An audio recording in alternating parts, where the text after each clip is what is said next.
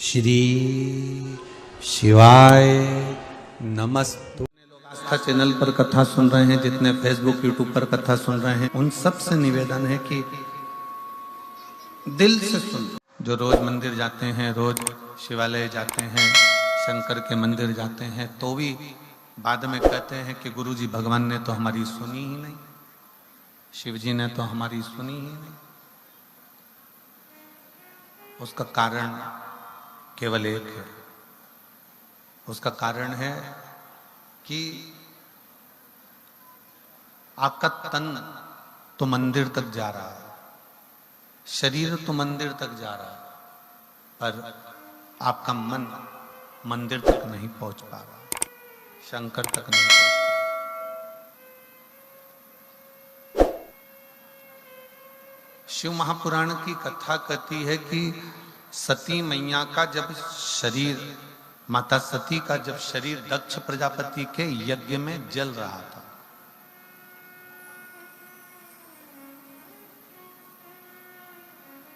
माता सती का शरीर जब दक्ष प्रजापति के यज्ञ में भस्म हो रहा था, तब दुनिया के लोगों को लगा कि सती मां जलकर भस्म हो रही। तब दुनिया के लोगों को लगा कि माता सती जल रही हैं, भस्म हो रही हैं, माता सती का शरीर जल रहा है, सती भस्म हो रही हैं। पर शिव महापुराण की कथा कहती है कि ये जो बाहर की खोल है सती जी के शरीर का, जो एक कक्ष बना हुआ है, ये शरीर जल रहा था, पर सती ने अपने मन को भगवान शंकर की शरणागति में छोड़ दिया था, तो वो मन सती का पवित्र की पवित्र आनंद में बना।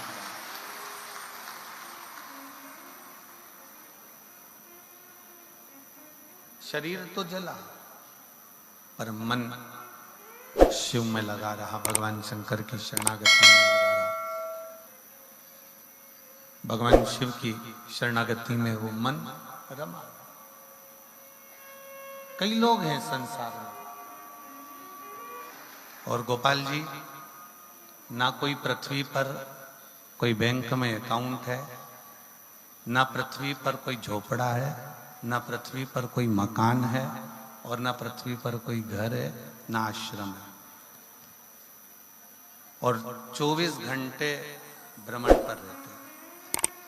और शिव की बड़ी कृपा है, शंकर भगवान की बड़ी दया है। एक बार जोरदार ताली हो जाता साथ।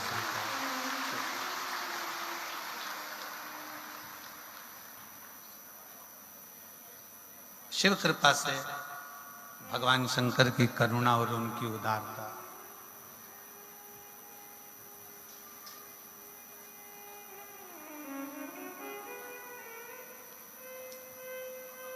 शिव महापुराण की कथा कहती है कि शरीर अगर मंदिर तक जा रहा है, शरीर अगर मंदिर तक पहुंच रहा है, तो इस शरीर से पहले आपका मन मंदिर तक जाना चाहिए। आपका दिल, आपका हृदय शिव तक पहुंचना चाहिए।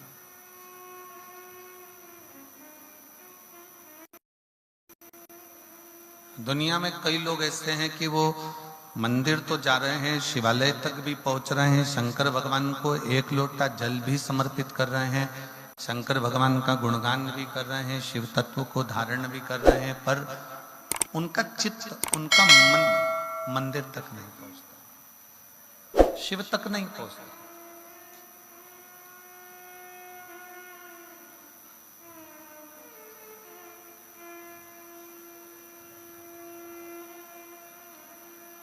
और वो मन जिस दिन आपका शंकर तक पहुंच जाए, वो मन जिस दिन आपका शिव तक पहुंच जाए, उस दिन समझ लेना कि फिर तन मंदिर तक जाए चाहे ना जाए, शंकर मंदिर छोड़कर तुम्हारे दरवाजे तक जरूर आए, शिव तुम्हारे दरवाजे तक जरूर पहुंचेगा, शंकर भगवान तुम्हारी चौखट तक जरूर पहुंचेंगे। ये बक्से नहीं चल रहा है, कोई भी आके सुनो।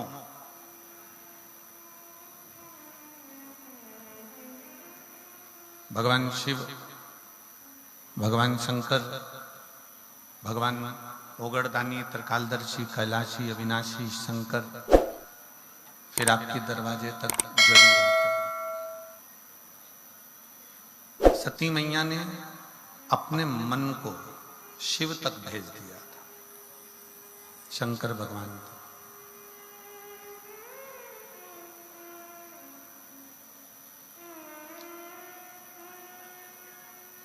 आप जितने लोग बाहर बैठकर कथा सुन रहे हैं, जितने लोग पंडालों में भरे पड़े हुए हैं,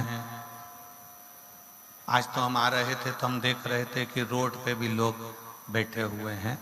जब हम गोविंद जी इधर से आ रहे थे ना, तो हमने देखा कि संत निवास के बाहर जो रोड बनी हुई है उस रोड पर भी लोग बैठे हुए हैं, उस रोड पर भी लोग बैठे थे।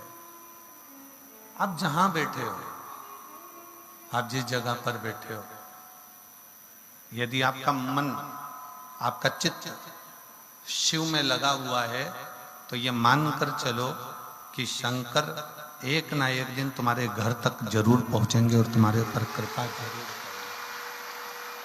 करेंगे। एक कथा शिव महापुराण की बड़ी सुंदर आती है।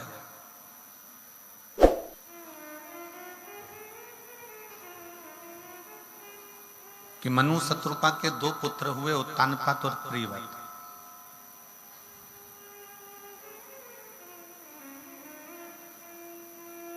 उत्तानपाद की दो धर्म पत्नियां थीं, एक सुनीति, एक सुरुचि। और ये आपने शिव महापुराण की कथा में नहीं, श्रीमद् भागवत में भी सुना होगा कि उत्तानपाद की दो पत्नियां हैं, एक सुनीति है, एक सुरुचि है, दो है। एक नीति का पथ निश्चित करती है, एक रुचि का पथ निश्चित करती है। कल हमने कथा में कहा था आप सभी को कि मनुष्य दो मन से सोचता है। एक मन से ये सोचता है कि मैं ये खाऊं कि ना खाऊं, दूसरा मन कहता है कि ये करूं कि ना करूं।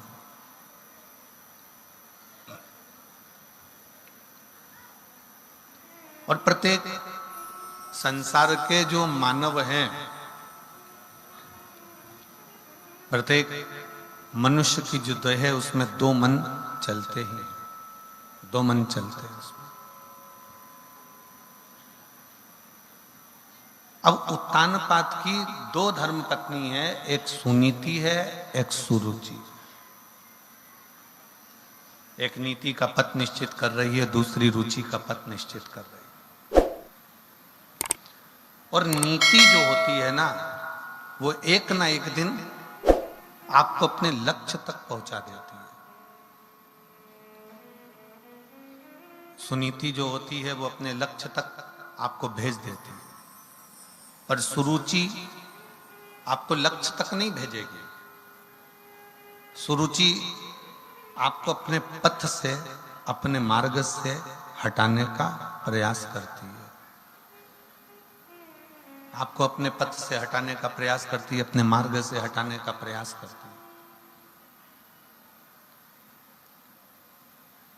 इसलिए निवेदन है कि नीति के पथ पर चलोगे तो एक दिन अपनी मंजिल तक जरूर पहुंचोगे।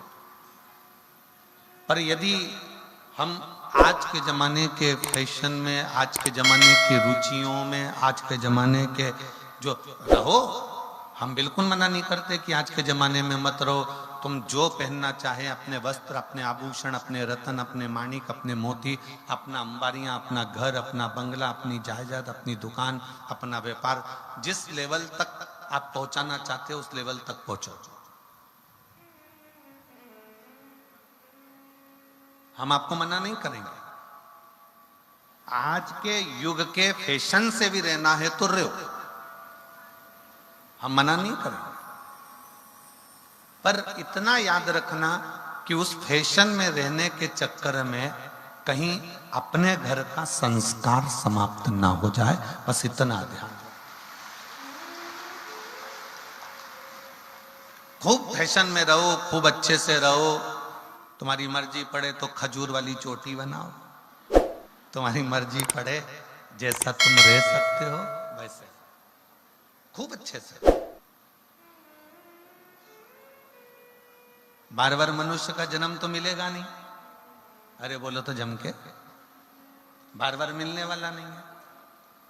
ऊपर जाने के बाद धर्मराज आपसे ये नहीं पूछेगा कि आपने कितना कमाया है, धर्मराज आपसे ये नहीं पूछेगा कि तेरे पास कितनी प्रॉपर्टी है, धर्मराज आपसे ये नहीं पूछेगा तेरी दुकान कितनी है, धर्मराज ये नहीं पूछेगा कि तूने कितना माल खाया, धर्मराज ये नहीं पूछेगा कि गुलाब जामुन खाई कि इमरती खाई कि भजिया खाया कि पकोड़ा खाया, धर्मराज ये भी नहीं पूछेगा कि तेरे बच्चे कितने हैं, धर्मराज ये भी नहीं पूछेगा कि तेरी पत्नी कैसी थी, धर्मराज ये भी नहीं पूछेगा कि तेरी बेटा बेटी दामाद कैसे थे। धर्मराज तो ये पूछेगा कि तू पृथ्वी पर गया था, मृत्यु लोक में गया था, तुझे इतना अच्छा मनुष्य का शरीर दिया था, तूने एंजॉय करा कि नहीं करा, ये जरूर पूछेगा कि पृथ्वी पर जाने के बाद तू खुश रहा कि नहीं रहा।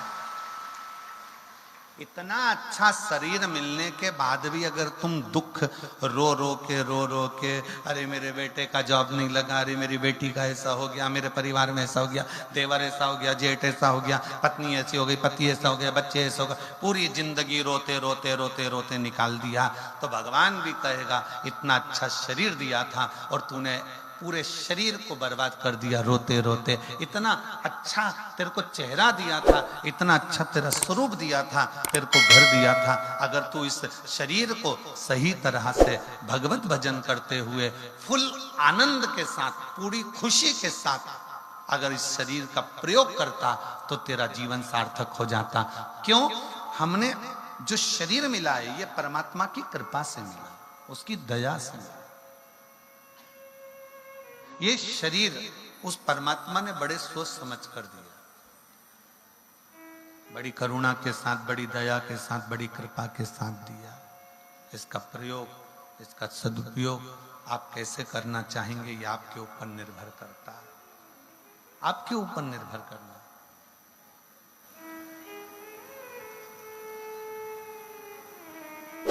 जिस समय पर कामदेव जलकर भस्म हुए थे, शंकर भगवान का तीसरा नेत्र खुला और उसमें से एक ज्योति निकली, एक प्रकाश निकला।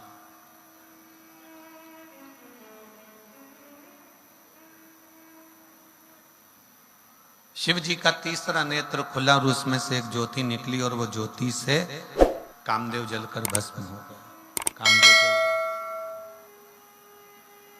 कामदेव जलकर भस्म हो गए।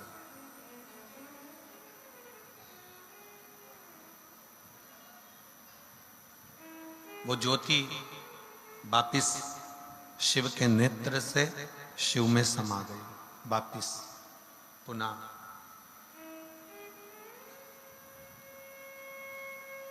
फिर एक बार मां जगत जननी जगदम्बा के साथ में, माता पार्वती जी के साथ में जब मंगल विवाह भगवान शिव का हुआ और जगत धात्री मां दुर्गा ने, मां अंबा ने अपने मस्तक पर जब कुंकू की बिंदी, अपने मस्तक पर जब बिंदी को लगाया, तब पहली बार जब भगवान शंकर ने मां जगत जननी की मांग में सिंदूर को भरा और वो सिंदूर का भरना और सिंदूर का तत्व बिंदी से मिलना,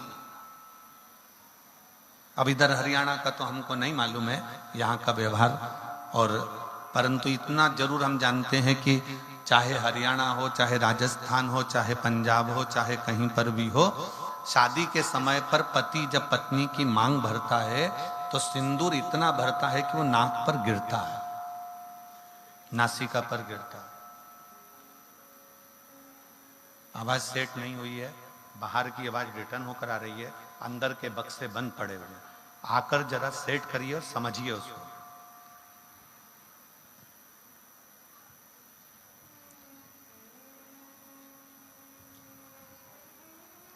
शिव तत्व कह रहा है, भगवान शंकर का चरित्र कह रहा है, शिव महापुराण की कथा कह रही है। बिंदी और मांग का सिंदूर, इन दोनों का मिलन हो रहा है। इन दोनों का मिलन हो रहा है, मांग के सिंदूर का और बिंदी का। अगर आपने देखा हो, यदि कोई बिहार साइड के अगर कोई हो तो उनके स्मरण में होगा कि बिहार की जो मेरी जीजियां हैं, बिहार की मेरी बेटियां, मेरी जीजियां, मेरी माताएं नासिका से महाराज जी सिंदूर भरना प्रारंभ करती हैं तो मांग के मध्य भाग तक सिंदूर भरती हैं। किसी ने देखा है? जम के तो बोलो जरा, देखा है आप लोगों ने? नासिका से सिंदूर भरना प्रारंभ करती हैं तो मध्य ये ब्रह्मांड तक सिंदूर को वो भरती हैं। अब आपके स्मरण में रहे तो भगवान शंकर ने कामदेव को भस्म किया, एक ज्योति से, एक प्रकाश से कामदेव जलकर भस्म हुआ। और कामदेव जब जलकर भस्म हो गए, कामदेव जब भस्म हो जाते हैं, भस्म होने के बाद कामदेव की साक्षी में जो ज्योति शंकर भगवान के नेत्र से निकली है, जो ज्योति निकली, जो प्रकाश निकला, जो ज्योति निकली, वो वापिस शिव में ही समा गई। पर जिस समय पर माता पार्वती जी के मांग में सिंदूर भरा जा रहा था और बिंदी से उस सिंदूर का जब मिलन मां के मस्तक की उस बिंदी से जब हो रहा था, तब एक ज्योति फिर वापस प्रकट हो गई थी, पुनः प्रकट हो, वापस।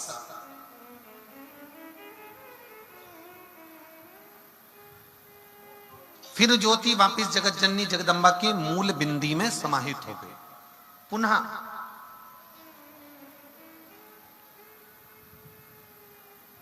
अब शिव में भी एक ज्योति है, माता जगत जननी जगदम्बा में भी एक ज्योति है, दोनों में ज्योत है।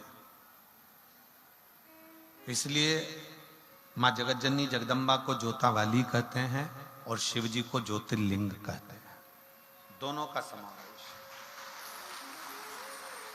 उसको ज्योता वाली कहते हैं, उसको ज्योतिर्लिंग कहते हैं। अब इस क्रम को आगे बढ़ाया गया और जिस समय पर भगवान श्री शरणानंद कार्तिकेय जी महाराज रुष्ट होकर चले गए, कार्तिक बाबा जब रूठ कर चले गए, कार्तिकेय बाबा जब रुष्ट होकर चले गए, तब मां जगत जननी और भगवान शिव ने कार्तिकेय को ढूंढने के लिए अपन दोनों के ही बिंदु से उस ज्योति को प्रकट किया। वो ज्योति प्रकट हुई और वो ज्योति को प्रकट किया गया। और जैसे ही वो ज्योति प्रकट होती है, शंकर पार्वती के सम्मुख में हाथ जोड़कर कहती है कि बताओ प्रभु मेरे लिए क्या आज्ञा। शंकर भगवान और माता पार्वती जी कहते हैं कि ज्योति तुम मेरे और शिव के तेज पुंज से, ज्योतिर से ही तुम ज्योति प्रकट हुई हो। तुम्हें पहले तो क्या चाहिए वो मांगो। ज्योति ने हाथ जोड़कर कहा कि मैं आपकी पुत्री कहलाऊं, आपकी बेटी, मैं आपकी बेटी कहलाऊं।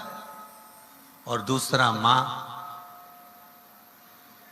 जिस स्थान पर मैं आप दोनों का स्मरण करूं, जिस स्थान पर मैं आप दोनों को याद करूं, वो स्थान जगत में पूज्य होता चले जाए, पूज्य हो।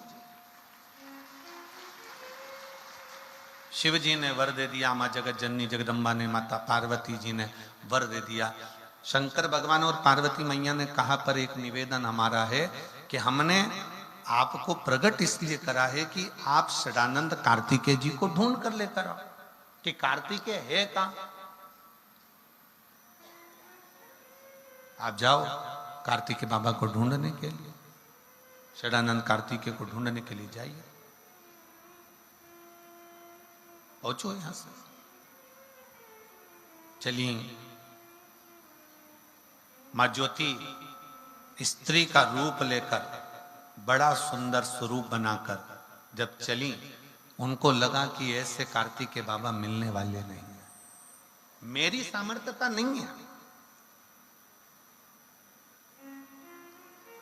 यदि आपने प्रयागराज की कथा को टीवी पर सुना होगा और छत्तीसगढ़ की एक कथा यदि आपने टीवी पर सुनी होगी तो हमने उसमें वर्णन किया था कि षडानंद कार्तिकेय जी जब तारकासुर को मारने के लिए जाते हैं, गला पकड़ रहा है बाबू, षडानंद कार्तिकेय जी जब तारकासुर को मारने के लिए जाते हैं, तब तारकासुर को मारने के लिए जाते समय षडानंद कार्तिकेय जी ने कह दिया था कि मां, मैं इस तारकासुर का संहार कर दूंगा, मैं इस तारकासुर को समाप्त कर दूंगा। तब माता पार्वती जी ने कह दिया था, नहीं षडानंद, तुम ये शब्द ना बोलो कि मैं तारकासुर का संहार करूंगा, ये शब्द निकाल दो कि मैं तारकासुर का संहार करूंगा, क्योंकि मैं जहां रहता है वहां फिर कोई कार्य हो नहीं पाता। जहां पर मैं शब्द है, जहां पर मेरा शब्द है, जहां मैं जुड़ गया, जहां अहंकार का शब्द जुड़ गया, जहां अभिमत्ता का शब्द जुड़ गया, फिर वहां भगवान बहुत दूर हो जाता है, परमात्मा बहुत दूर हो जाता है। आप में से परे हो, आप में से दूर हो जाओ। अब जो ज्ञान माता पार्वती जी ने कार्तिकेय को दिया था, वो ज्ञान माता ज्योति को ये ज्ञान प्राप्त था। तो माता ज्योति ने ये मन में विचार कर लिया कि मैं कार्तिकेय को नहीं ढूंढ सकती, ये मेरी सामर्थ्यता नहीं है। और मेरी जीजियां जितनी बैठी हैं, मेरे जीजा जितने बैठे हैं, जितनी मेरी माताएं बैठी हैं, जितने मेरे भाई बैठे हैं, जितनी मेरी बहनें बैठी हैं, जितने मेरे भगवान के ये परम भक्त शिव के बैठे हैं, उनसे एक निवेदन करूंगा कि जिंदगी में कोई भी बड़ा काम हो ना, कोई भी बड़ा काम हो तो तुम ये अंदाजा लगा कर बैठना कि ये तुम नहीं कर रहे हो, करने वाला तो स्वयं देवाधिदेव महादेव है जो कर रहा है। ये आप नहीं कर रहे, ये करने वाला स्वयं शिव है। प्रभु आपकी कृपा से सब काम हो रहा है, करते हो भोले बाबा, मेरा नाम हो रहा है। ये हम नहीं कर रहे, करने वाला स्वयं शिव है। ये हमारी सामर्थ्यता नहीं है कि हम कुछ कर पाए।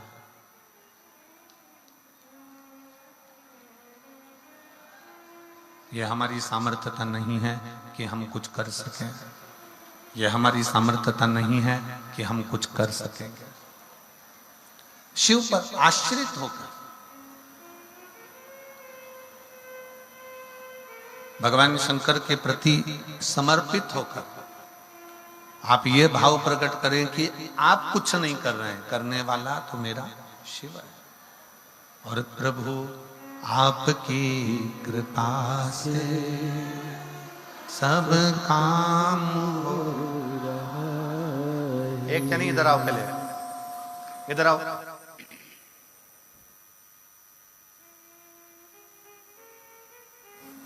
मेरी सामर्थ्यता नहीं है कि मैं कार्तिकेय को ढूंढ सकूं। ये मेरी सामर्थ्यता नहीं कि मैं कार्तिकेय को ढूंढ पाऊं। हमारी सामर्थ्यता कार्तिकेय जी को ढूंढने की है ही नहीं। फिर कौन ढूंढेगा, कौन साधेगा? तब स्वयं ज्योति को लगा कि ढूंढने में अगर कोई सहायता कर सकते हैं तो केवल एक कर सकते हैं, और वो देव अधिदेव महादेव कर सकते हैं। उसके सिवाय कोई सहायता नहीं कर सकता। सहायता करेंगे तो केवल देव अधिदेव महादेव ही करेंगे। भगवान शंकर ही सहायक हो सकते हैं, इसके सिवा कोई सहायक नहीं हो सकता। ये ज्योति के मन में ये भाव प्रकट हो गया। ज्योति के मन में ये भाव प्रकट हो गया कि कोई सहायता करे ना करे, कोई सहायक हो ना हो, पर केवल एक देवाधिदेव महादेव एक ऐसे हैं जो सहायक बन सकते।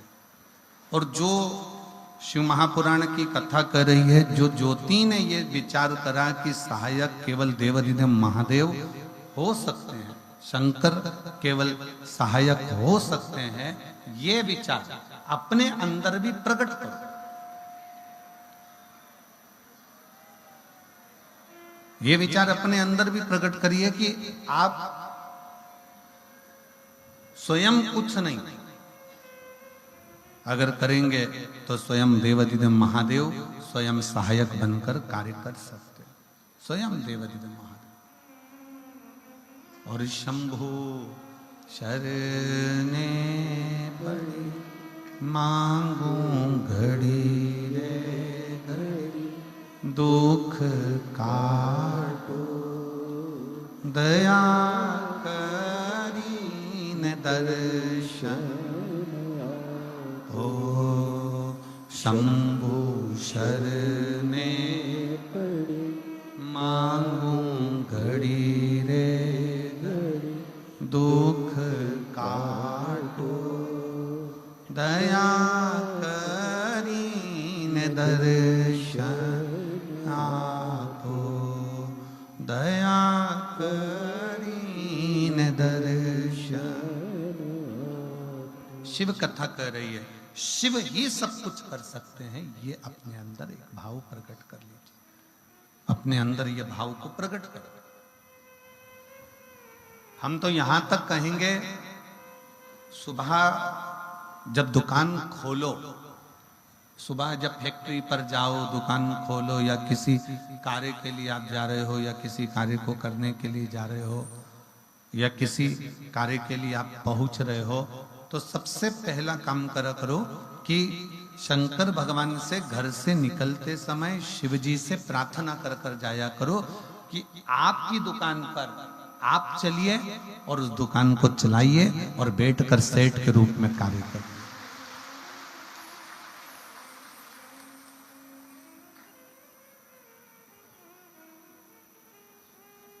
शिव सेठ है, भगवान शंकर सेठ है, और हम उसके चाकर हैं।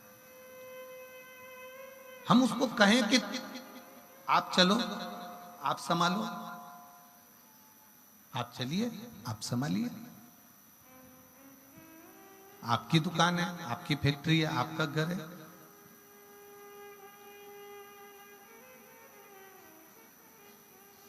शिव कथा कह रही है, भगवान शंकर का चरित्र कर रहा।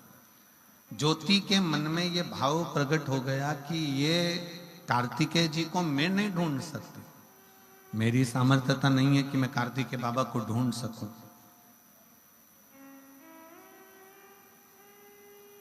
मेरी सामर्थ्यता नहीं है कि मैं कार्तिकेय को ढूंढ पाऊंगी। तब ज्योति ने एक काम किया, जब हमारे बस का कोई काम न रहता है, तब शंकर भगवान के पार्थिव लिंग का निर्माण करना चाहिए। पार्थिव शिवलिंग का निर्माण करो।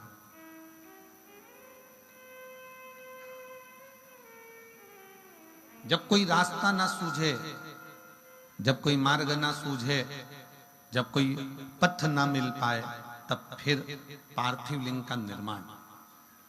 और बहुत सावधानी से मेरी जीजियों से एक पत्र है, देखिए,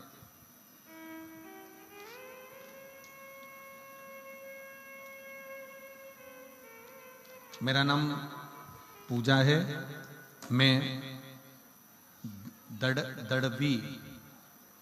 दड़वी सिरसा की रहने वाली हूँ। कहीं बैठी हो तो हाथ हिला सकती हैं। आप ही बेटा आ जाओ, एक बेलपत्र ले जाना चाहिए। मेरा नाम पूजा है, मैं दड़वी सिरसा की रहने वाली हूँ। मेरा मोबाइल नंबर ये है। बाबा की कृपा का मैं क्या गुणगान करूं गुरुदेव। मैंने सुना था कि सबको झोली भर कर देता है भगवान शंकर। जो शिव महापुराण के कथा के पंडाल में बैठकर दिल लगाकर कथा को सुनता है, उसको मेरा शंकर जरूर देता है। गुरुजी, मैं गोपाल जी कांडा जी को, श्री गोविंद जी कांडा जी को सर्वप्रथम धन्यवाद दूंगी, क्योंकि उन्हीं की वजह से पिछले वर्ष 2024 में और 2025 में हमको शिव महापुराण की कथा श्रवण करने का सौभाग्य मिला। गुरुदेव, पिछले वर्ष 2024 में 27 फरवरी से 2 मार्च तक आपने शिव महापुराण की कथा का वर्णन किया। 7 दिन पंडाल में बैठकर मैंने कथा को श्रवण किया। आपने बताया था कि शाम के समय प्रदोष काल में दीप लगाना चाहिए और प्रदोष काल का दिया कभी खाली नहीं जाता, वो दीप का फल मिलता जरूर है। जैसे आपने कल भी कथा में कहा कि प्रदोष काल का दीप जरूर जलाओ, मैंने भी इसी पंडाल में बैठकर बाबा से प्रार्थना करी थी कि बाबा, मैंने दूसरे के मुंह से सुना है कि शिव पुराण के पंडाल में बैठकर जो मांगते हैं वो मिलता है, क्या मुझे सरकारी नौकरी मिल सकती है? मेरे बाबा से मैंने प्रार्थना करी, घर पहुंची और रोज शाम को बेलपत्र के वृक्ष के नीचे हमने शिवलिंग की स्थापना करना प्रारंभ करी। मट्टी उठाकर पार्थिव शिवलिंग बनाते, पार्थिव शिवलिंग का पूजन करती, वहीं की वहीं पानी डालकर विसर्जन कर देती। रोज शाम के समय दिया लगाती, बाबा से प्रार्थना करती, मंदिर में जाकर झाड़ू लगाती, पोछा लगाती और अपनी विद्याध्ययन करती। गुरुदेव, 1 वर्ष भी मेरे बाबा ने पूर्ण नहीं होने दिया और मुझे सरकारी नौकरी पटवारी के पद पर नियुक्त कर दिया। मैं बाबा को धन्यवाद देती हूँ। आज मैं पटवारी बनी हूँ और बाबा की कृपा से बनी हूँ। ये शिव है, ये शंकर, ये ओघड़ी, ये दयाल। एक विश्वास, एक भरोसा, एक दृढ़ता जब आपके भीतर प्रकट होती, हम कहेंगे संपूर्ण सिरसावासियों से ही नहीं, जो आस्था चैनल पर कथा सुन रहे हैं उनसे भी, जो फेसबुक यूट्यूब पर कथा श्रवण कर रहे हैं उनसे भी, और जो बाहर के 9 पंडालों में बैठकर कथा का रसतत्व ग्रहण कर रहे हैं उनसे भी, कि अपने जीवन में जब तुम्हें लगे कि मेरा कोई कार्य अटक रहा है और ये मेरे बस की बात नहीं है, तब एक पार्थिव शिवलिंग, मिट्टी वहीं की वहीं उठाओ और पार्थिव लिंग का निर्माण कर कर, पूजन कर कर, वहीं की वहीं उसका विसर्जन कर दो। वहां शिवलिंग का निर्माण तुम्हें फल बहुत देगा और तुम्हें कार्य में सफलता बहुत। जब हम शिव के पार्थिव लिंग का निर्माण करते हैं, जब हम भगवान शंकर के पार्थिव लिंग का निर्माण करते हैं और शंकर भगवान के पार्थिव लिंग को जब हम बनाते हैं, तो स्वयं देवाधिदेव महादेव भगवान शंकर को उस लिंग में आकर विराजमान होना ही पड़ता है और वर देना ही पड़ता है। पार्थिव लिंग के निर्माण का इतना महत्व है कि पार्थिव लिंग का निर्माण किसने नहीं किया।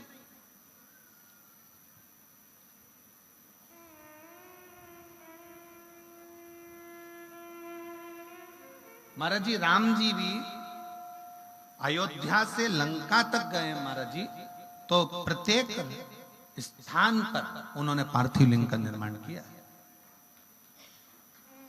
प्रत्येक स्थान पर। कभी गोविंद जी, गोपाल जी, कभी एक बार योग लगे तो राम पथ गमन में अगर आप जाएंगे, अयोध्या से लेकर लंका तक का जो भारत सरकार ने राम पथ गमन बनाया है, उस राम पथगमन में जितने राम जी के मंदिर नहीं है गोविंद जी, जितने किसी देवता के मंदिर नहीं है, उतने शंकर जी के मंदिर हैं, क्योंकि राम जी जहां रुकते थे वहां शिवलिंग का निर्माण करते थे। पूरे अयोध्या से लंका तक राम पथगमन जो बनाया है सरकार ने, उस राम पथगमन में जितने राम जी के मंदिर नहीं, उससे ज्यादा शंकर जी के मंदिर,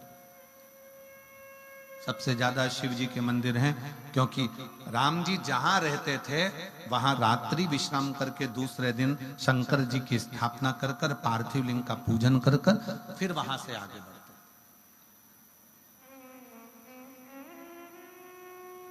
और महाराज जी कितना सुंदर वर्णन है। राम जी पार्थिव लिंग का पूजन कर रहे हैं, भगवान कृष्ण आए, उन्होंने भी पार्थिव लिंग का पूजन कर, भगवान कृष्ण ने। जब भगवान कृष्ण की 16,108 रानियों से जब संतान की प्राप्ति नहीं हुई, तो गर्गाचार्य बाबा को द्वारका में बुलाया गया। और गर्गाचार्य बाबा से प्रार्थना करी गई, गुरुदेव आप बताओ कि हमारे घर में संतान नहीं है, औलाद नहीं है, संतान की प्राप्ति कैसे होगी। गर्गाचार्य बाबा जी ने कहा कि तुम्हारी एक एक रानी के साथ 11-11 दिन तक बैठकर शिव जी के पार्थिव लिंग का पूजन करो। 16,108 रानियों के साथ, एक एक रानी के साथ 11-11 दिन तक शंकर भगवान के पार्थिव लिंग का पूजन करा। शंकर भगवान प्रकट हो गए और शिव जी ने वर दे दिया कि सुनो हे द्वारका के नाथ, तुम्हारी एक एक रानी के साथ तुमने 11 दिन तक मेरा पार्थिव लिंग पूजन बनाकर पूजन करी है, इसलिए तुम्हारी एक एक रानी को 11-11 संतान होगी और लाखों में उसकी गिनती, लाखों में उसकी गिनती होगी।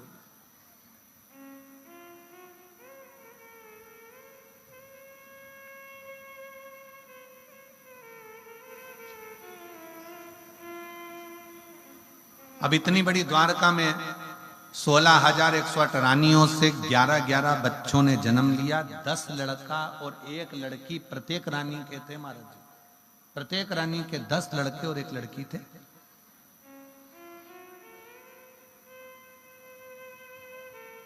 और 16,108 रानियों के यहाँ तो कोई कहे कि पार्थिव लिंग का पूजन किसने नहीं किया। सूर्य देवता के जब पुत्र भगवान सूर्य नारायण के बेटे जब यमराज मर गए, सूर्य नारायण भगवान के बेटे जब यमराज के प्राण चले गए, तब सूर्य नारायण भगवान ने भी पार्थिव लिंग का पूजन करा, जो आज भी प्रयागराज की भूमि पर वो शिवलिंग विराजमान है।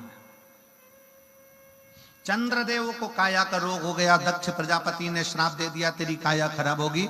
चंद्रदेव ने सोमनाथ जी के रूप में पार्थिव शिवलिंग का पूजन करा।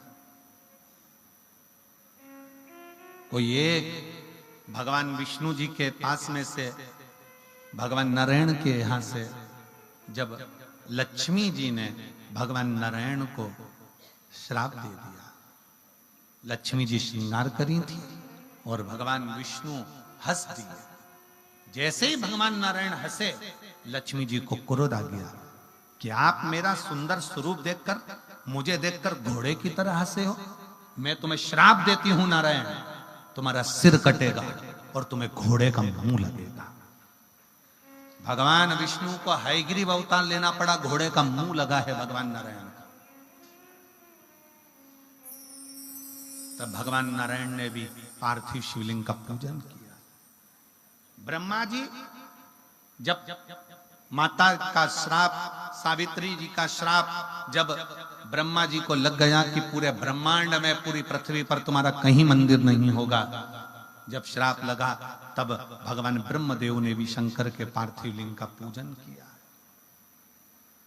राम जी, भगवान कृष्ण, सूर्य नारायण भगवान, चंद्रदेव, राहु, केतु, ऐसा कोई देवता 33 कोटि देवी देवताओं में कोई ऐसा देवता हो। भगवान गणेश जी महाराज पार्थिव लिंग का पूजन करते हैं, भगवान षडानंद कार्तिक के पार्थिव लिंग का पूजन करते हैं। कोई एक देवता ऐसा बता दो जो पार्थिव लिंग का पूजन ना करता।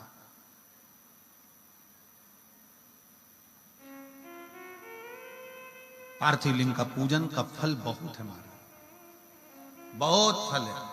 पार्थिव लिंग का पूजन करने वाले व्यक्ति कभी निष्फल नहीं हो सकते।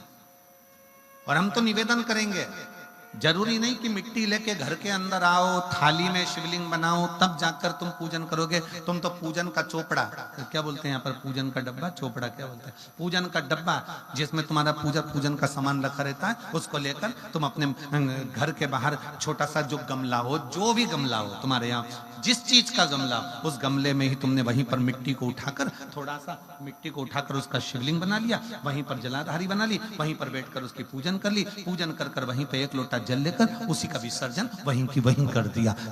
कौन करा है कि घर में लाओ फिर बनाओ, वहीं करो, वहीं विसर्जन करो। पार्थिव पार्थिव है।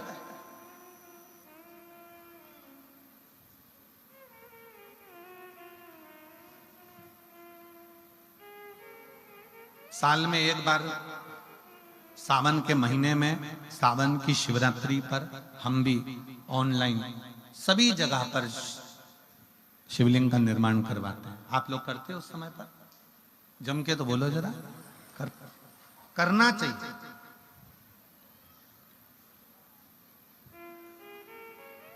वो एक बार साल में इसलिए पार्थिव शिवलिंग का निर्माण करवा देते हैं कि अगर आपने साल भर नहीं भी करा तो कम से कम एक बार मेरा ओघड़दानी आपके घर के अंदर प्रवेश तो कर जाए और किसी ना किसी तरह से तुम्हारा दुख तो हर दे, तुम्हारा कष्ट तो हर दे।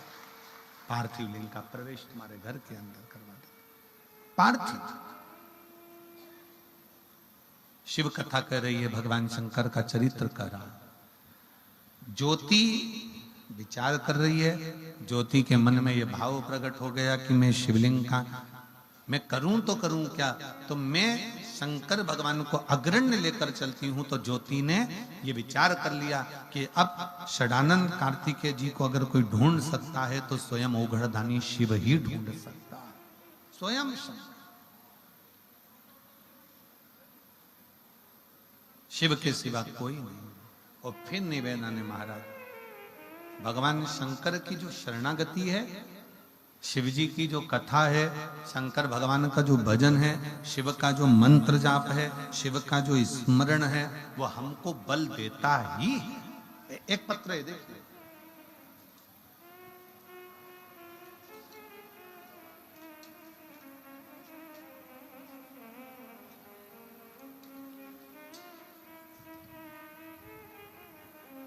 रेखा सोनी, पति श्री दिनेश कुमार सोनी ने सैनी, रेखा सैनी, श्री पति श्री दिनेश कुमार सैनी। कहीं बैठे हो तो हाथ हिला सकते हैं, आप ही हैं, आ जाओ, आ जाइए, दोनों आ जाओ। रेखा सैनी, पति श्री दिनेश कुमार सैनी, शाहपुर बेगू दानी सावनपुरा सिरसा, हरियाणा के रहवासी हैं। मेरा मोबाइल नंबर ये है। मैं मासिक शिवरात्रि के फल का गुणगान करना चाहती हूँ। गुरुदेव, मेरी बेटी प्रियंका 4 साल से मेडिकल की तैयारी कर रही थी। उसने एक बार एग्जाम दिया, दूसरी बार एग्जाम दिया पर रह गई।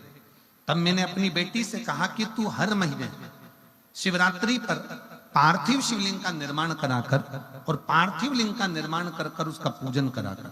मेरी बेटी ने मेरे कहने पर पार्थिव लिंग निर्माण करा और पूजन करा। आपने कहा था जिस समय एग्जाम देने जाए पूरी मेहनत करना, रात दिन एक करना, अपनी लगन पूरी करना और आखिरी में बेलपत्री पर शहद लगाकर शिवजी पर चढ़ाकर फिर बाबा के एग्जाम देने के लिए जाना। वही की वही करा और बाबा की कृपा से मेरी बेटी का अच्छा रैंक आया और आज बाबा की कृपा से मैं बाबा को यहाँ दंडवत करने के लिए आई हूँ कि मेरी बेटी का सिलेक्शन भटिंडा एम्स में ऑफिसर नर्स के रूप में हो गया है। मैं बाबा को यहाँ प्रणाम करने के लिए आई हूँ। गुरुदेव, मुझे 2004 में एक बीमारी हो गई थी जिसमें मुझे खाने के दवाई, सोने की दवाई, यहाँ तक मुझे चलने फिरने के लिए भी इंजेक्शन लेना पड़ता था। लेकिन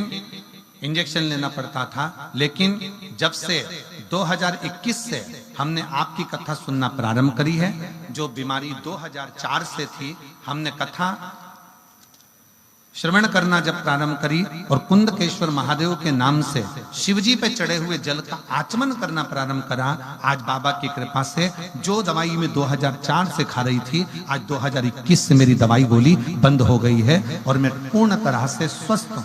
मैं बाबा को यहाँ प्रणाम करने के लिए आई हूं। शिव तत्व इसी को कहते हैं, शंकर इसी को कहते हैं। शिव कथा कर रही है, भगवान शंकर का चरित्र कर रहा है, शिव महापुराण का चरित्र कर रहा है। पार्थिव लिंग का जो पूजन है वो सहज नहीं, वो सरल नहीं। और एक और बात याद रखो, कोई भी त्योहार आता है ना, कोई भी त्योहार आएगा, उसके पहले तुमको बहुत डराया जाएगा। रक्षाबंधन आएगा तो लोग डराएंगे, अभी राखी मत बांधना।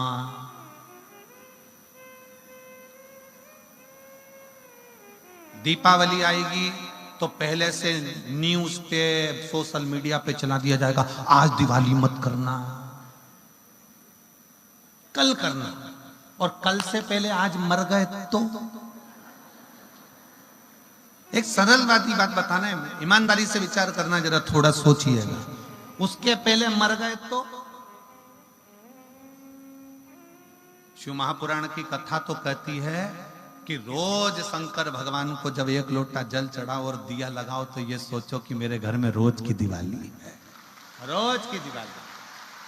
मेरे ओघड़दानी मेरे शंकर भगवान को जब हाथ में बांधने वाली मोली का लच्छा थोड़ा सा चढ़ाओ तो रोज बाबा से कहो मेरे घर में रोज रक्षाबंधन है, प्रतिदिन की मैं राखी बांध। जब जब त्योहार आएगा तब तब सनातन धर्म का लोगों ने मजाक बनाने के लिए, सनातन धर्म को नीचा करने के लिए लोगों ने हमारे त्योहारों को तोड़ना चालू कर दिया।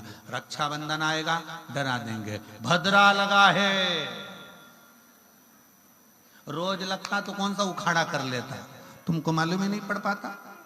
तुम अपनी भक्ति में रमते, तुम हमारे भजन में रमते, तुम स्मरण में भजते ना। दिवाली पूजन कर रहे हो तो लोग कहेंगे आज मत करना, कल करना, परसों करना। कोई भी त्योहार आएगा, तुम्हारे यहाँ मकर संक्रांति आ जाए, तुम्हारे यहाँ पर लोहड़ी आ जाए, तुम्हारे यहाँ कोई भी पर्व आ जाए, लोग उसमें भी बस डराने का काम करेंगे। शिवरात्रि आएगी तो लोग डराएंगे, अभी ये मत चढ़ा देना, वो मत चढ़ा देना। यहाँ तो शिव पुराण कहती है एक चोर शंकर पे खुद चढ़ गया और तुम तो चढ़ाने की बात कर रहे। बोलो कथा सुनी कि नहीं सुनी, सुनी कि नहीं सुनी? ये कुबेर के पद पर बैठा है जिसको लोग देवता पूछते हैं कि ये कुबेर जी महाराज है, कुबेर भगवान है, कुबेर भगवान है। कौन है ये? छोटा शंकर जी के मंदिर में चोरी करने गया था, सामान नहीं मिला, तन पे कपड़ा था, उसको निकाल के त्रिशूल में घुमा के दिए में लगा के आग लगा के सामान देख रहा था कि चोरी किस चीज की करूं। शंकर भगवान समझे कि मेरी आरती कर रहा है। शिव जी सोचे आरती कर। शंकर भगवान प्रकट हो गए, मांग तुझे क्या चाहिए? कुछ नहीं चाहिए, मैं तो चोर था। शंकर भगवान कहते आज से तू कुबेर के सिंहासन पर बैठ जा। कुबेर को नीचे उतार दिया, चोर को कुबेर बना दिया। शिव है। दूसरा चोर चोरी करने गया, चोरी करने गया तो वहां पर कुछ मिला, ऊपर लगी थी चांदी की जलाधारी। उसने कहा यहाँ तो टेबल कुर्सी कुछ भी नहीं, शंकर जी पे चढ़ गया। शंकर भगवान पे जो चढ़ा तो शंकर भगवान प्रकट हो गए, मांग तुझे क्या चाहिए? उसने कहा प्रभु तुम कौन हो? शंकर भगवान बोले मैं शिव, ओघड़दानी शंकर। उसने कहा प्रभु पहले तो कभी प्रकट नहीं हुए। शंकर भगवान बोले कभी तू चढ़ा भी तो नहीं था, आज पहली बार ही तो चढ़ा। रोज जल चढ़ता था, दूध चढ़ता था, बेलपत्र चढ़ता था, धतूरा चढ़ता था, दही चढ़ता था, मधु चढ़ता था, बेलपत्र चढ़ती थी। आज तो पूरा ही चढ़ गया, इससे बढ़कर और क्या? सहज। कोई तुमको डराए, शिव जी को ये मत चढ़ा देना, शंकर भगवान को ये मत चढ़ा देना, शंकर भगवान को वो मत चढ़ा देना। दिल से तुम जो भगवान को दोगे भगवान वो सब स्वीकार करता है, सब। इतना सुंदर प्रसंग आता है, दुर्योधन के मेवा त्यागे, साग भी दूर घर खाई, सबसे ऊंची प्रेम सगाई। भगवान को क्या चाहिए? कोई तुमको डराए, अरे शिवरात्रि पर ये मत चढ़ाना, शिवरात्रि पर वो मत चढ़ाना, शंकर भगवान को ऐसा मत करना, शिव जी को इस समय पे जल मत चढ़ाना, शंकर भगवान को इस समय पे धतूरा मत चढ़ाना, शंकर भगवान को ये मत चढ़ाना। शिव महापुराण की कथा कहती है मरने का समय निश्चित नहीं है, तो शंकर जी को पाने का समय भी निश्चित नहीं है, जब मर्जी पड़े तब। तुम्हारा जब मन करे तब शंकर को भजो। तुम्हें लग रहा है, यहां तक शिव महापुराण की कथा कहती है। एक प्रसंग में आता, हमने पहले वर्णन किया है, जब बहुत घर का कोई व्यक्ति बिल्कुल लास्ट स्टेज पर अगर कोई बात अड़ गई है और लग रहा है कि बहुत दुख सामने खड़ा हो गया है, तो रात को 9:15 का एक उपाय यूट्यूब पे डाल रखा है, उसको करना प्रारंभ करना, फिर हमको लिख कर भेजना कि बाबा ने सुना कि नहीं सुना, ठीक है। रात्रि के 9:15 वाला भी उपाय रात्रि के समय विष्णु बैठा है कर, समझ रहा?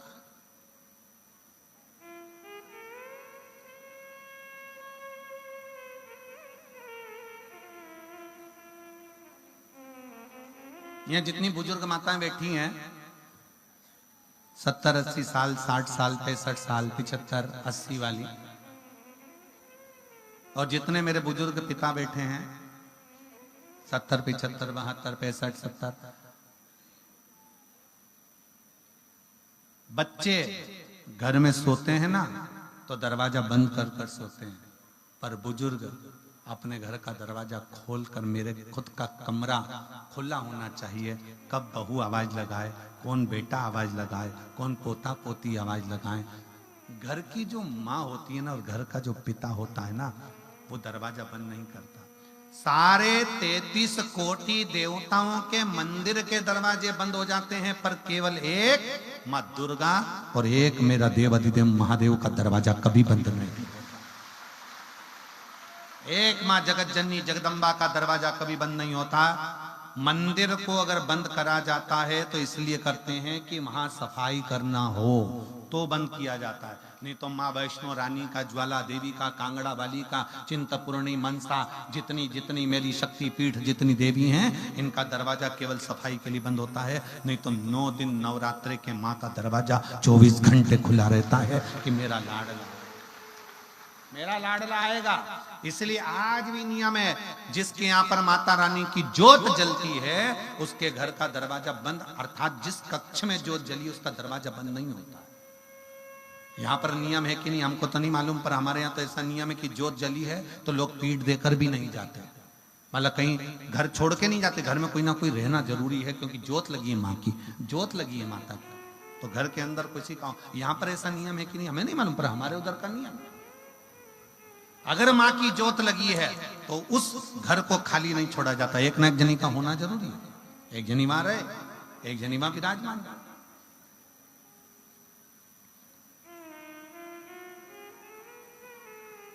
हमारे कुबेरेश्वर धाम पर 25 फरवरी से 3 मार्च तक जो रुद्राक्ष उत्सव होता है, या रुद्राक्ष उत्सव हर साल जो होता है, हमारा घर सीहोर में, पर हम 9 दिन तक सीहोर जाते ही नहीं।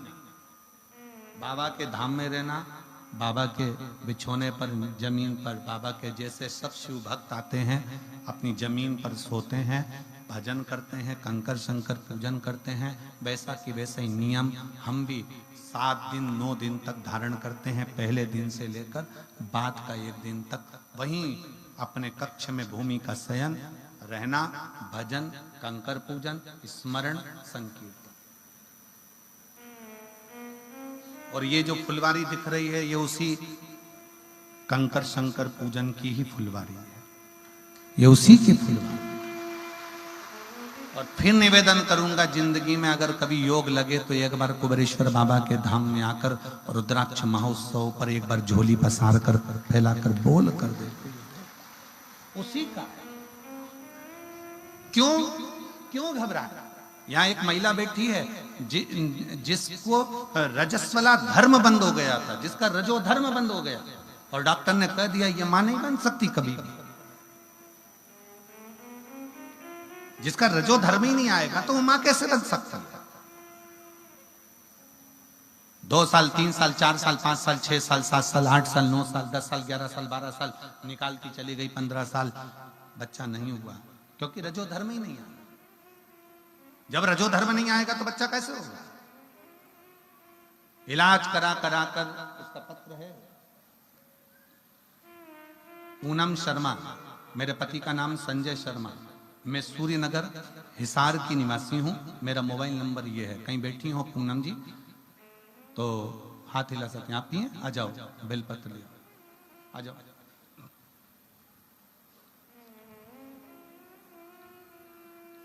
इंतजार करते करते 10 साल 12 साल, क्योंकि रजोधर्म ही नहीं आता, मैं रजस्वला ही नहीं होती।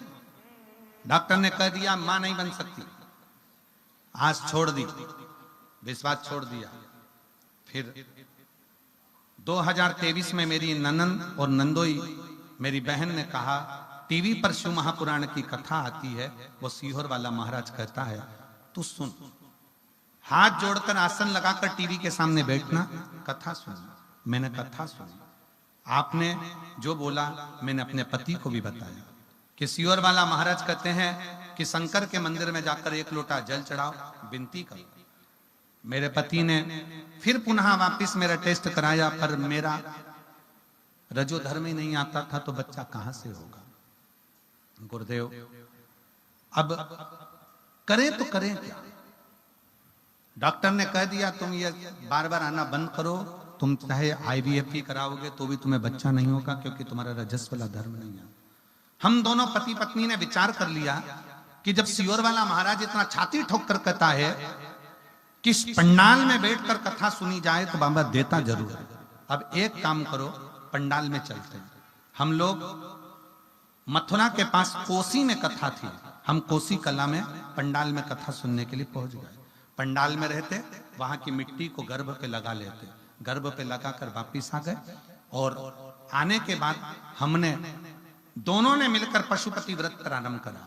पहला पशुपति व्रत निकला, दूसरा पशुपति व्रत निकला, क्योंकि व्रत तो निकल नहीं था, क्योंकि रजस्वला तो होती ही नहीं थी।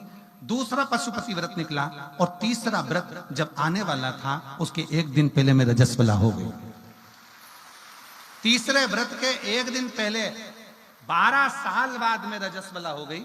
और रजस्वला होने के बाद फिर पुनः मैंने तीसरा व्रत बाद में करा। करने के बाद बाबा की ऐसी कृपा हुई कि मैं 3 महीने के अंदर गर्भ धारण कर ली। और बाबा की कृपा से 9 जुलाई 2024 को मेरे यहाँ पर संतान ने जन्म ले लिया। मैं बाबा को यहाँ प्रणाम करने आई हूँ। पूरी रिपोर्ट लगा रही हूँ, जिसमें डॉक्टर ने कह दिया था कि तुम मां नहीं बन सकती क्योंकि तुम्हें रजोधर्म नहीं आता। मेरे बाबा ने मुझे रजोधर्म भी दिया और मुझे गर्भस्थ भी बनाया और मेरी संतान भी दी। ये शिव। इसमें एक लाइन उसने जो लिखी है बड़ी अच्छी लिखी है।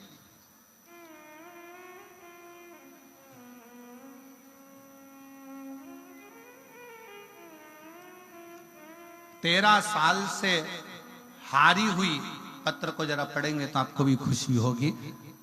13 साल से, LED पर पढ़िएगा, 13 साल से हारी हुई छोटी सी शिव भक्त को बाबा ने जिता दिया। इससे बढ़कर और क्या है। शिव तत्व किसको कहते, शंकर किसको कहते।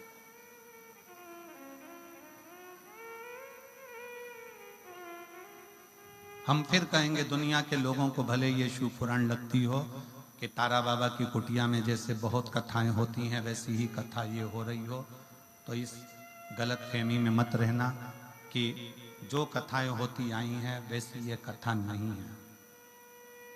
यहाँ से सुना, यहाँ से निकाल दिया, बचा कुचा कपड़े से झटकार दिया, ये वो कथा नहीं है। इसका एक एक तत्व आप जब धारण करते हो, आप अपनी जिंदगी में उतारते हो। जब पिछले वर्ष बात कर गए, इस वर्ष के पर्चे ढेर लगे हैं, तो आने वाले समय में मेरा विश्वास करता है हमारा ज्यादा देर नहीं, हम अगले वर्ष का भी इंतजार नहीं करेंगे। हमारा मन और विश्वास कहता है अगर दिल से सुनी है तो जो 6 तारीख से भटिंडा पंजाब में मार्च में कथा है उसमें आपका पर्चा वहां पर जरूर। हम बहुत दूर की बात नहीं करेंगे। ये कथा नहीं है, ये शिव और शक्ति के माध्यम से इस हृदय का मिलन,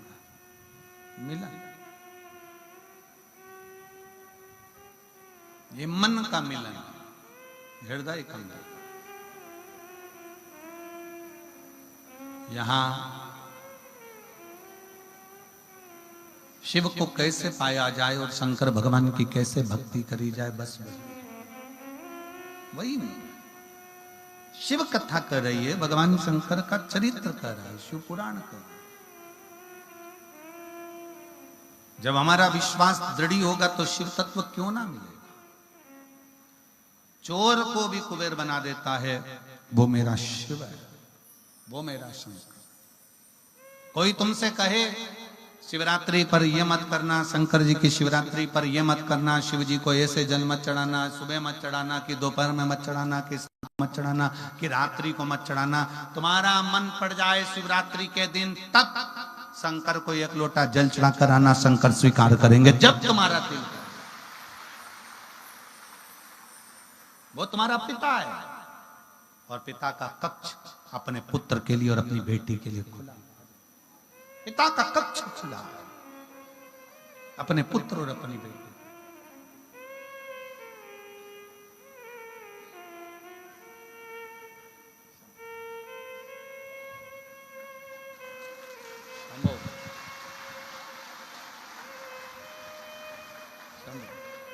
रोइए नहीं, खुश हो, आंसू पोछो, आंसू पोछो।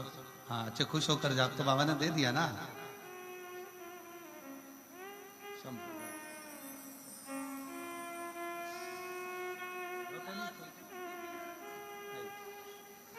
खुश होकर जाओ। जहां आस टूटती है ना, वहीं तो विश्वास जागृत होकर शिव देता है।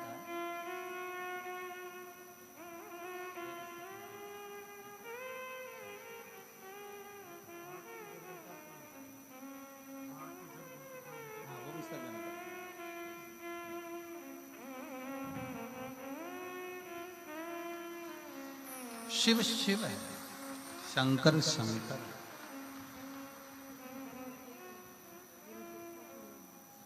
वो वहां से आ जाएगा टीवी में।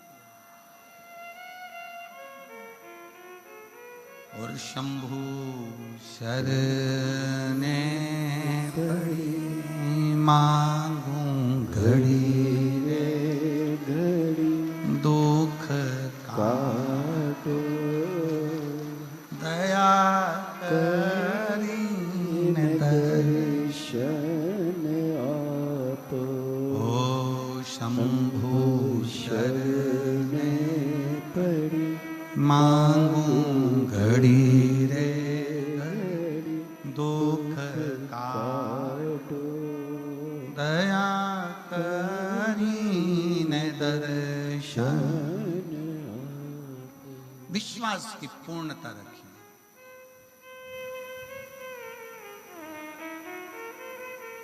कोई कितना भी मना करे तुमसे,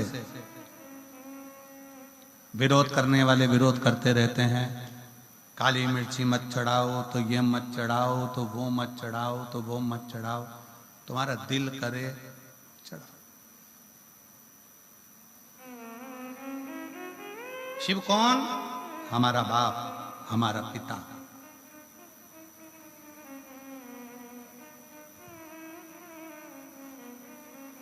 हमारा बाप, हमारा पिता।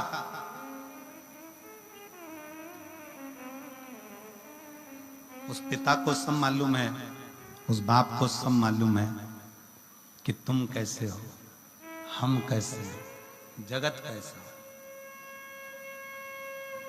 किसी से छुपा सकते हो? दुनिया से छुपाओगे, पर अपने बाप से छुपा सकते हो? अपने पिता से छुपा सकते हो? वो अपने बच्चे का नस नस पहचानता है कि मेरा बेटा बेटी कैसा है, मेरा परिवार कैसा है, उसको मालूम।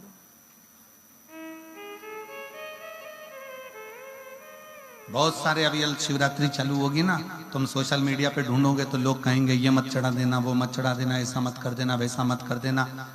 तुम्हारे पास में दूध नहीं है, मत चढ़ाओ। तुम्हारे पास में दही नहीं है, मत चढ़ाओ। तुम्हारे पास में मधु नहीं है, शहद नहीं है, मत चढ़ाओ। तुम्हारे पास बेलपत्री भी नहीं है, मत चढ़ाओ।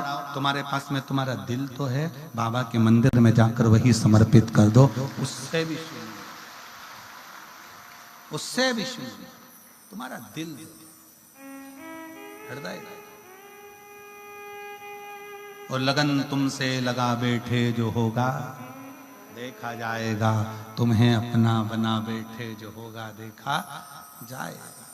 ये शिव महापुराण की कथा कोई साधारण विषय नहीं है। जिस नगर में, जिस गांव में, जिस क्षेत्र में लोग सुनने के लिए बैठते हैं, वो केवल सुनने के लिए नहीं बैठते हैं, जो झोली लेकर आते हैं वो भरकर भी लेकर जाते हैं। ये केवल एक प्रसंग नहीं कि सुना दिया।